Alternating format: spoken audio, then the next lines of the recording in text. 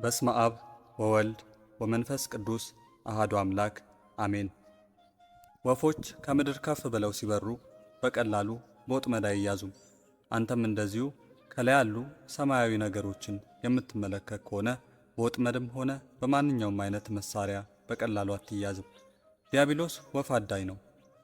ስለዚህ ከቀስቶቹ ከፍታ መጥቀህ ብረር። ወደ ላይ ወደ አርያም የወጣ ሰው ከዚያ ወዲያ የዚህን ዓለም ማናቸውም ነገሮች አያስደንቁትም። ወደ ተራሮች ጫፍ በወጣን ጊዜ ከተማይቱና ግንቦቿ በጣም ትንሽ መስለው እንደሚታዩን፣ ሰዎችም በምድር ላይ የሚንቀሳቀሱ ጉንዳኖች እንደሚመስሉን፣ እንዲሁ አንተም ወደ መንፈሳዊ ጥበብ ከፍታ ስትወጣ በምድር ላይ ካለው ነገር አንዱስ እንኳን አይማርክህም።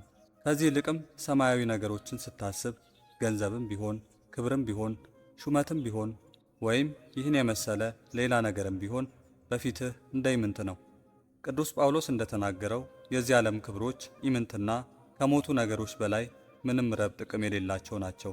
እንዲህም በመሆኑ እንዲህ ብሎ አሰምቶ ተናገረ፣ ዓለሙ በእኔ ዘንድ ሙት ነው። ወደ ገላትያ ሰዎች ምዕራፍ 6 ከቁጥር 14። ጨምሮም እንዲህ ሲል ተግሳጹን ተናገረ፣ በላይ ያለውን አስቡ። በላይ ያለውን? አንተ ጳውሎስ እየተናገርክ ያለው ስለምን አይነት ጸሎት ነው? ፀሐዩ ያለበትን ጨረቃ ያለችበትን ነውን? አይደለም ይላል ቅዱስ ጳውሎስ። እንኪያስ የት ነው? መላእክት ያሉበትን ነውን? ሊቃነ መላእክት ያሉበትን፣ ኪሩቤል ያሉበትን፣ ሱራፌል ያሉበትን? አይደለም ይላል ቅዱስ ጳውሎስ። ታዲያ የት ነው? ክርስቶስ በእግዚአብሔር ቀኝ ተቀምጦ በአብ ሪና ባለበት በላይ ያለውን አስቡ። ስለዚህ ተወዳጅ ጳውሎስን እንታዘዘው፣ ይህንንም ዘወትር እናስብ።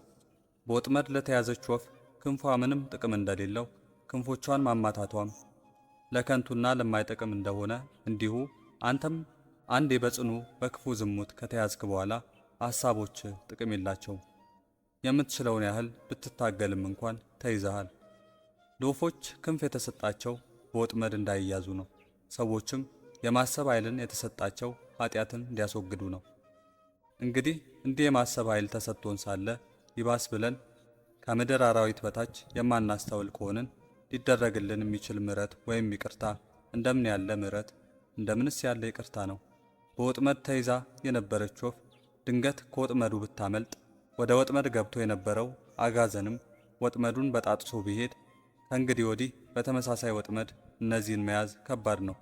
የሕይወት ተሞክሮ ለሁለቱም ጥንቃቄን አስተምሯቸዋልና። እኛ ግን ምንም እንኳን በተመሳሳይ ወጥመድ ብንያዝም ተመልሰን ወደዚያው ወጥመድ እንወድቃለን። ምንም እንኳን በለባዊነት የከበርን ብንሆንም አእምሮ እንደሌላቸው እንስሳት እንኳን ቀድመን አናስብም፣ አንጠነቀቅምም። ሴትን በማየት እልፍ ጉዳቶችን ተቀብለን ወደ ቤታችን የተመለስነው፣ በዝሙት ተመኝተንም ስናበቃ ለአያሌ ቀናት ያዘንነው ስንቴ ነው። ነገር ግን ከዚህ በኋላም ቢሆን በዚሁ ጉዳይ ላይ ጠንቃቆች አልሆንም። አንዱን ቁስል ሳናገግም ዳግመኛ ወደዚያ ክፉ ጠባይ እንወድቃለን። በተመሳሳይ መንገድ እንያዛለን። እጅግ ጥቂት ለሆነች የደስታ ሽርፍራፊ ብለንም ረጅምና ተደጋጋሚ ስቃይን እንቀበላለን። ዘወትር በወጥመዶች መካከል እንደምትሄድ በገደልም መካከል እንደምትመላለስ ወቅ የሚለውን ኃይለ ቃል ደጋግመን ለራሳችን ብንነግረው ግን ከእነዚህ ጉዳቶች ሁሉ እንጠበቃለን።